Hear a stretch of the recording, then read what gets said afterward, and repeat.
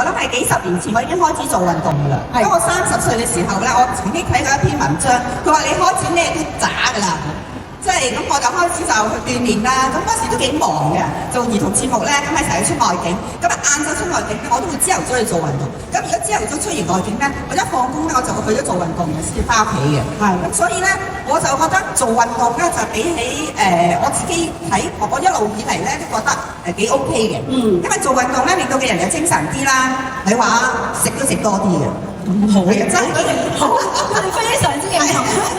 你可以食得到多啲，跟住你又消化到，跟住你又想又肚餓又可以食嘢。因為而家今時今日咧，食嘢嘅人咧未必肚餓嘅，係夠鐘嘅啫。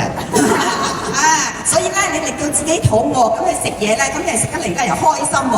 咁於是乎咧，快啲大家咧就坐言起行咧，要去計劃做運動。係啦，哇！呢個非常之緊要啊。不過喺呢一度咧，亦都要再一次去到提下大家啦。其實咧，預防我哋乳癌咧，仲要定期做呢一個嘅乳腺檢查啦，可以透過咧就係乳房 X 光造影篩查，及早發現咧，可以咧就係及早治療㗎。咁啊嗱，當然啦，呢個好緊要喎，一啲嘢係嘛。